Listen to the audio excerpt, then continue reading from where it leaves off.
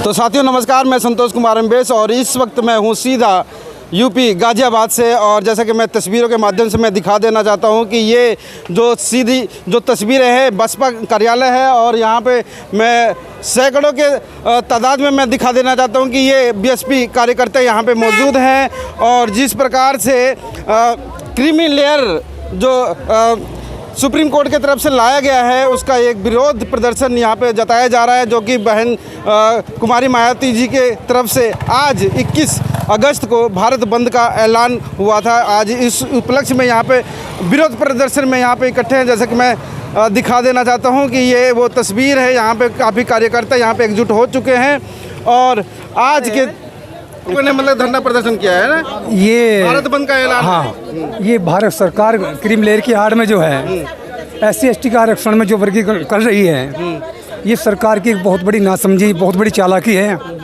सरकार को ऐसा नहीं करना चाहिए।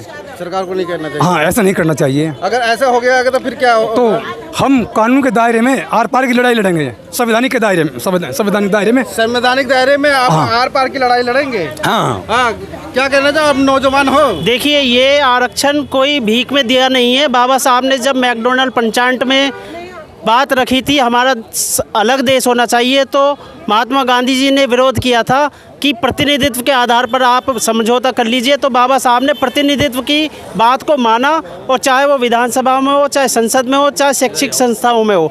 और हमारा जो आरक्षण है वो सामाजिक पिछड़ा इस आधार पर मिला हुआ है, कोई आर्थिक आधार पर नहीं है। जो सर्वोच्च न्यायालय ने हमें क्रीमी लेयर की अनुशंसा करके और हमें उपवर्गीकरण कर दिया, ये केंद्र सरकार की सोची समझी राजनीति है। वो डायरेक्ट प्रत्यक्ष रूप से फैसला न देकर खुद संसद में ये आवाज़ न उठाकर कि फैसले के आरक्षण के विरोध में वो फैसला दे, सर्वोच्च न्यायालय की आड़ में उसने ये फैसला दिया है। और अब ये पुनर्स्थापित करके यह दर्शाना चाहते हैं कि वो एक पिछड़े वर्ग और अनुसूचित वर्ग के समर्थन में वो अपनी बात रखेंगे।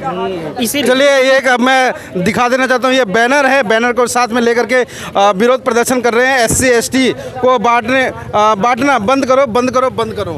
ऐसे क्या मतलब लगता है कि जो क्रीमी लेयर में आ रहे हैं और उनको क्रीमी लेयर में आ जाना चाहिए? होता है क्या है कि जो क्रीमी लेयर का जो प्रोजेक्ट है ना, ये बहुत ख़राब है। ख़राब क्या है कि जो चंद लोग जो उन्हें पहले शुरुआत में नौकरियां मिली तो उन्होंने थोड़ा अपने आप स्टेबल किया हुआ है। आज जब उनके बच्चे थोड़े आगे बढ़ रहे हैं तो उनको परेशानी हो रही है कि क्रीमी लेयर में लिखा रहा हूँ, एक बार जो हमें सर्विस में चाहिए दूसरे वो लोग उनको नहीं आना चाहिए। और ये सबसे बड़ा ड्रॉबैक है। जब चंद लोग उन्हें आगे मेहनत किया करें, उनके बच्चे नहीं आएंगे और आगे सीटें खाली पड़ी रहेंगे, वो ब्लैक लॉक और दिखाएंगे कि हमारे पास कैंडिडेट अवेलेबल नहीं है, और या फिर करेंगे ये एप्लीकेबल भी नहीं है। तो इसलिए वो जब नीचे हमारा बच्चा पढ़ नहीं पा रहा, शिक्षा का विकास नहीं हो पा रहा, वहाँ बच्चों के लिए पढ़ने के लिए व्यवस्था नहीं है, बच्चों को कोई अच्छी शिक्षा नहीं मिल रही है, अच्छे कॉलेज नहीं मिल रहे और उनके लिए कोई अच्छा इंफ्रास्ट्रक्चर नहीं है। तो इसलिए लोग बच्चे हमारे पढ़ नहीं रहे, और जब पढ़ नहीं रहे तो फिर वहाँ पर वैकेंसी नहीं मिल पाएंगी, हम क्या कहते हैं। तो सबसे पहला यह है कि हम चाहते हैं कि सबसे पहले हमारे बच्चे पढ़ें, अच्छी शिक्षा मिले। और जब तुम क्रीमी लेयर की बात, तुम सदियों से क्रीमी लेयर खा रहे हो, हज़ारों साल हो गए इनसे तुमने मलाई खाई है, तो जब तुमने क्रीमी लेयर क्यों लगाया? जब ब्राह्मण बाद में अभी 10% लगाया था, 2 मिनट में क्रीमी लगा के फार कर दिया और उनकी टिकट, उनकी सीटें बुक कर दी। तो ये ऐसा नहीं लगता कि कहीं ना कहीं सरकार जो अपने कार्यों से बचते हुए नजर आ रही है? बिल्कुल पसंद नहीं कर रही है। वो चाहती है कि लोग नहीं, कि वो ये किसी आज सरकार अपने लगा दूसरे लोगों से कभी पार्लियामेंट उससे आगे पार्लियामेंट के थ्रू न करा के वो अपना उससे आगे थे अपनी जो। बाबूजी आप बताइए, कहीं ना कहीं सरकार भी अपने कार्यों से बचते हुए नजर आ रही है इसमें? हमारा सरकार से कहना पहले धनधरती बांटो, फिर क्रीम लेयर की सोचो।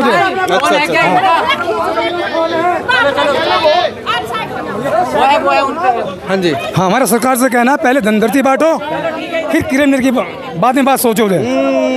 पहले धनधरती बांटो, उसके बाद क्रीमी लेयर की बात करो। जैसे कि मैं दिखा देना चाहता हूँ कि ये जो तस्वीर है, ये तस्वीर है बहुजन समाज पार्टी का कार्यालय दफ्तर है, और इसमें जो महिलाओं ने भी बढ़ चढ़ के भाग लिया है। और बढ़ चढ़ के कैसे भाग लिया है? जैसे इनके हाथों में बाबा साहब की तस्वीरें है, आरक्षण में वर्गीकरण नहीं चलेगा, नहीं चलेगा। और बहुत सारे ऐसे आश्वासन नहीं, विधेयक लाओ। अब बहुजनों की बारी है, 21वीं सदी हमारी है। निकलो तमाम बाहर ये- मकानों से, निकलो जंग बाहर लड़ो मकानों से। बेईमानों आप से। लोग क्या मतलब कि दर्शाना चाह रही हैं? देखिए, हमारे जो समाज को बांटा जा रहा है आरक्षण के नाम पर, ये बहुत गलत है। माननीय सुप्रीम कोर्ट ने जो ये निर्णय दिया है, ये हमें मान्य नहीं है। और हम माननीय सुप्रीम कोर्ट का कहना और उनका ऑर्डर तब मानते जब हमारी जातियों को तोड़ा जाता। जातियों को हटाओ और आरक्षण को भी हटा दो, हम मानने को तैयार हैं, लेकिन सबसे पहले जातियां हटा दीजिए। मगर ऐसा संविधान में तो है नहीं, जो बाबा साहब ने आरक्षण दे दिया उसको तो फेरबदल किया तो जाएगा। संविधान में ऐसा भी नहीं है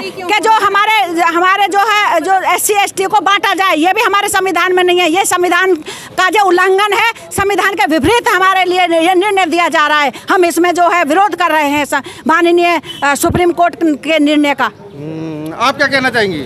ये जो हमारे बाबा साहब ने SC ST वर्ग को सभी को एक सूत्र में बांधा था, ये जो है इनको सबको अलग अलग करने का काम कर रहे हैं। जैसे आरक्षण में वर्गीकरण जो है, जिस वर्ग को नौकरियों की सख्त ज़रूरत है उनको नौकरी देंगे नहीं, जिनको नहीं है उनके लिए कह देंगे कि रिक्त खाली स्थान पड़े हैं, उनको ये स्वर्णों से भरने का काम करेंगे। एक तरह से ये इनडायरेक्टली जो है हमारे आरक्षण को ख़त्म करने की बात है। क्रीमी लेयर, जैसे कि मान लो किसी व्यक्ति की परिवार में एक की सरकारी नौकरी लग गई है तो उसके बच्चों को वो नौकरी नहीं मिलेगी।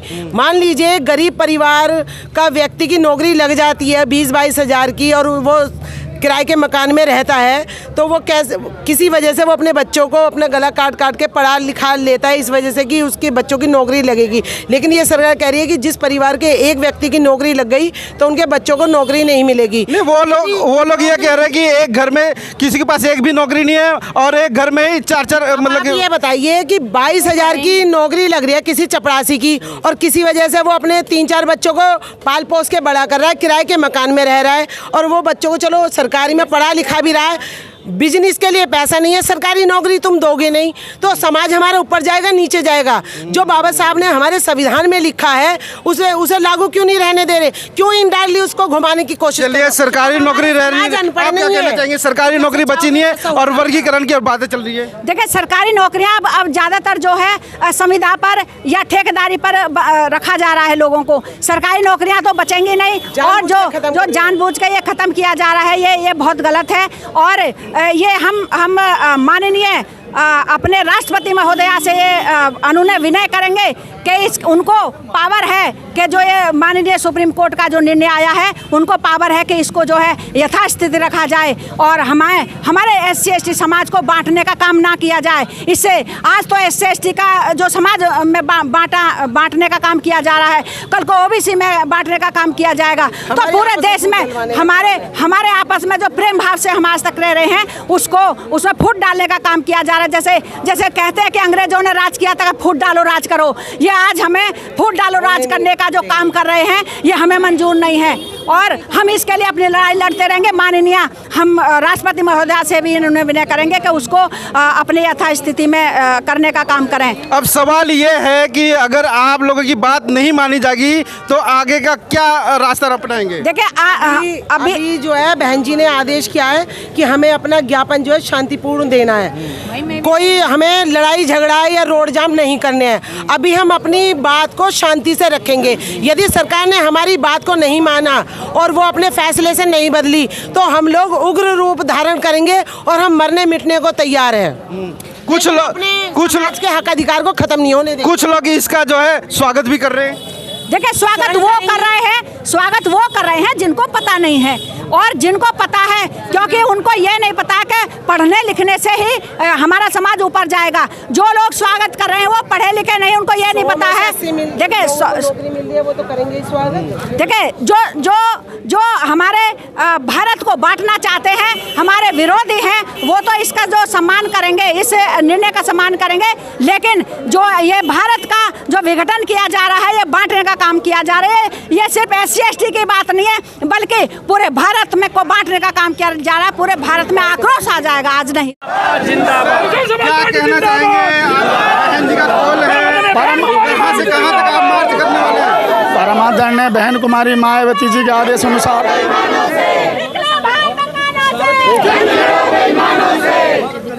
परमादरणीय बहन जी का आदेश है, उनके आदेश को हम का पालन करेंगे। हम कानून बनाने वाले के पोते पोतियां यहाँ पर खड़े हुए हैं। बाबा साहब हमेशा कानून पसंद थे, कानून को उन्होंने बनाया। उसी लक्ष्य को लेकर परम आदरणीय बहन कुमारी मायावती जी का यह आदेश है कि संविधान के तहत और कानून को मानते हुए शांतिपूर्ण तरीके से हमारे ज़िले के डिस्ट्रिक्ट मजिस्ट्रेट साहब के माध्यम से हमें माननीय राष्ट्रपति महोदय को ये अपना शांतिपूर्ण ज्ञापन देना है। अगर मांगे पूरी नहीं होती फिर आगे का क्या मतलब बीएसपी पार्टी कदम उठाने वाली है? लड़ाई जारी रहेगी? ये लड़ाई जैसे परम आदरणीय बहन जी का आदेश और आशीर्वाद आएगा, जो भी उनका बयान आएगा, जो भी उनको हमें दिशा निर्देश देंगी, हम उसके तहत कार्रवाई काम करेंगे। सर वहीं दूसरी तरफ भी विरोध हो रहा है कि क्रीमी लेयर जो है लागू होना चाहिए।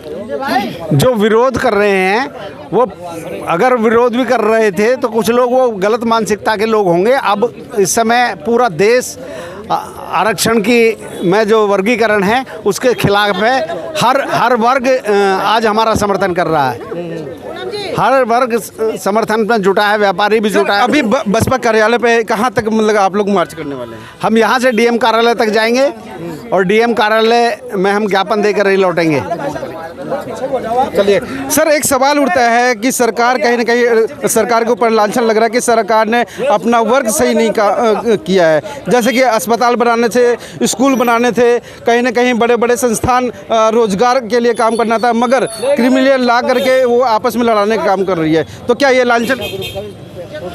देखिए, जो लालचन की बात कर रहे हैं वो सही में उनका जो चेहरा है उस जनता के सामने आ गया है।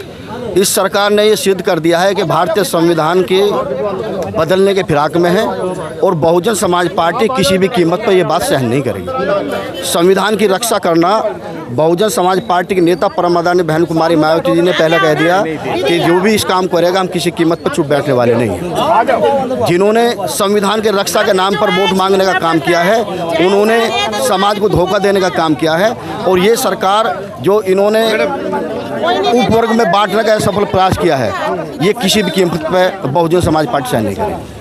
क्या लगता है कि मतलब कि अभी जो वर्गीकरण की बात हो रही है और आगे बताया जा रहा है कि संविधान खतरे में है और संविधान को खत्म कर दिया जाएगा? देखिए, बहुजन समाज पार्टी अकेली ऐसी पार्टी है जिसने सबसे पहले इस मामले में पहल करने का काम किया है और माननीय बहन कुमारी मायावती देश में इकलौती ऐसे नेता है जो शोषित पीड़ित वर्ग के साथ साथ संविधान को कैसे खत्म कर देंगे?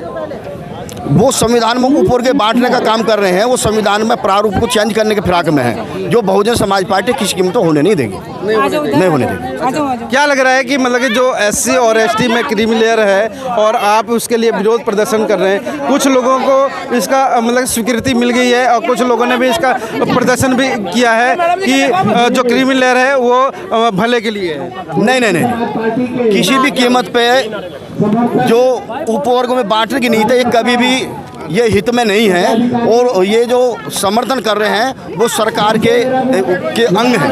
उस बहुजन समाज पार्टी या किसी भी पक्ष में उपवर्ग वर्गीकरण के पक्ष में नहीं है, पक्ष में नहीं है। तो ये जो सीधी जो तस्वीरें हैं वो ये बसपा कार्यालय राजनगर की है और यहाँ से जो पैदल मार्च जो करने वाले हैं, यहाँ से डीएम ऑफिस तक जो ज्ञापन को दे करके शांतिपूर्ण ये प्रदर्शन होगा और ज्ञापन सौंपेंगे और ज्ञापन में जो क्रीमी लेयर लागू होने के लिए जो संकेत दिया गया है उसको कहीं ना कहीं ख़त्म करने के लिए बसपा जो पार्टी है वो आप लोग मैदान में है कि वीडियो से बंद करो। तो अभी SC/ST पे जो बंटवारा है बंद करो का नारा लग रहा है और यहाँ पे बहुजन समाज पार्टी कार्यालय हमारे साथ में बीएसपी के पदाधिकारी सर परिचय के साथ में बताइए। सर, मेरा नाम देवेंद्र वर्मा है, मैं पूर्व मेरठ मंडल कोऑर्डिनेटर हूँ और आज यहाँ पर जो माननीय सुप्रीम कोर्ट के गलत निर्णय दिया है माननीय सुप्रीम कोर्ट ने तो उसके विरोध में हम सब लोग यहाँ पे इकट्ठे हुए हैं और सब लोग सभी इकट्ठे होकर हम जिला कार्यालय जाएंगे, माननीय जिलाध्यक्ष जी को ज्ञापन देंगे। मगर कहीं ना कहीं दूसरी तरफ विरोध भी हो रहा है कि ये लागू करवा के रहेंगे। नहीं, विरोध कहीं नहीं हो रहा है। एक्चुअली क्या है कि जो दूसरे लोग हैं जो विरोध कर रहे थे वो भी समझ गए कि क्योंकि उनको पहले भड़काया गया था, उनको मालूम नहीं था कि ये रीज़न क्या है, तो वो समझ रहे थे कि हमारा भी आरक्षण ले रहे हैं, लेकिन अब वो समझ गए हैं और वो साथ हैं, सब लोग साथ हैं। जो दूसरे लोग भड़काने की बात कर रहे थे वो अपनी उसमें सफल नहीं हुए, और वो सब जैसे वाल्मीकि समाज है साथ है हमारे, क्योंकि वो भी समझ चुका है कितने दिन हो गए हमें नौकरी नहीं दी, रोजी नहीं दी, रोटी नहीं दी, तो ये अब संविधान अब कौन सा वो दे देंगे हमें, जो फ़ायदा कौन सा दे देंगे, तो वो सब लोग समझ चुके हैं। काफ़ी तादाद में पुलिस बल भी यहाँ पे तैनात हो चुकी है और पुलिस फोर्स यहाँ पे आ चुकी है, जो कि आज यहाँ से जो मार्च होगा वो डीएम ऑफिस तक। अब सवाल उठता है कि बसपा कार्यालय से ये मार्च डीएम कार्यालय तक पहुंचता है कि नहीं पहुंचता है। और फोटो खींचने तो बार बार आगे को आया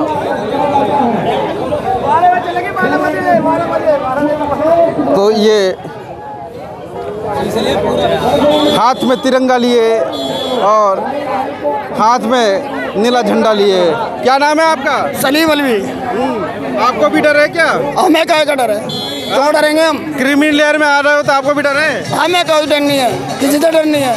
नहीं लागू हो जाएगा तो कानून कैसे हम लागू नहीं होने देंगे, लागू नहीं होने देंगे, बिल्कुल नहीं लागू होने देंगे। अच्छा, मर जाएंगे मिट जाएंगे, लागू नहीं होने देंगे। अच्छा, तो मर जाएंगे मिट जाएंगे, लागू नहीं होने देंगे, बिल्कुल लागू नहीं होने देंगे। ये कॉल मतलब शांतिपूर्ण में यहाँ पे? हाँ, ये हम शांतिपूर्वक तरीके से हमारा धरना प्रदर्शन जो भी है ज्ञापन है वो शांतिपूर्वक दिया जाएगा। देखिए, मुस्लिम कम्युनिटी के भी लोग यहाँ पे आ चुके हैं और उनकी भी मांग है कि कहीं न कहीं संविधान में जो तब्दीलियाँ हो रही हैं और जिस प्रकार से क्रिमिनल लेयर लागू होने के जो संकेत है वो नहीं होना चाहिए। मुहिम चल रही है, इसमें हम अपनी भागीदारी देने आए हैं और आरक्षण कोई भीख में नहीं दे रहे हैं। ये हमें पुनः प्रकट के द्वारा मिला था और अब हम अपने हक की लड़ाई स्वयं लड़ेंगे। और जो हमारे साथ में सब भाई हैं, सबसे ज़्यादा अगर देखा जाए तो वाल्मीकि समाज को जो इन्होंने भड़काया हुआ है, और वाल्मीकि समाज की सैलरी इस तरह से होनी चाहिए कि जैसे डॉक्टर की सैलरी होती है या और अन्य लोगों की, बल्कि डॉक्टरों से भी ज़्यादा वो बीमारी को हटाने का काम करते हैं। डॉक्टर तो सिर्फ ऑपरेशन करते हैं, दवाइयाँ देते हैं, अपने मर्ज बताते हैं, लेकिन जो ये वर्ग है वाल्मीकि वर्ग, ये सबकी सफाई करके हमें निरोगी बनाता है। जो घर के बाहर के कूड़े कचरे गटर के सब निकालते हैं, इनकी सैलरी पहले ही इतनी होनी चाहिए, डॉक्टरों से भी डबल।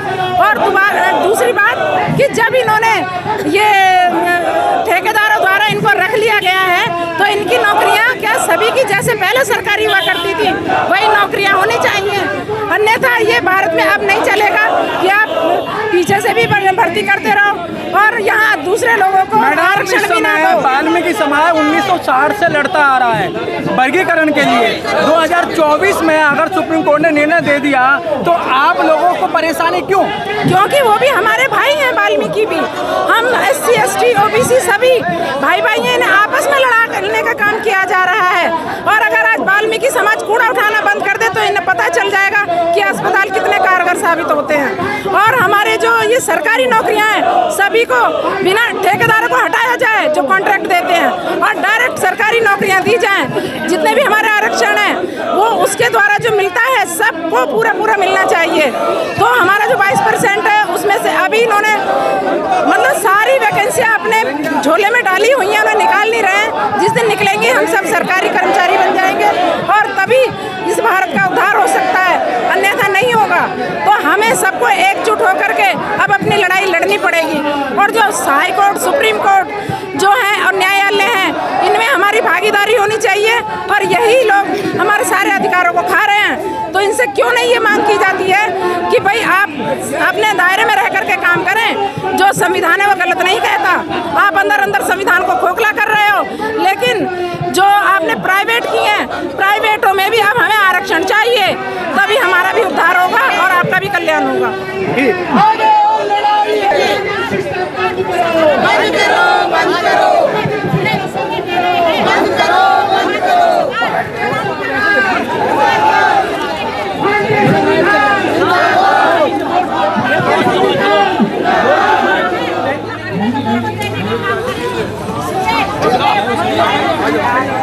देखिएगा ये बहुत ज़्यादा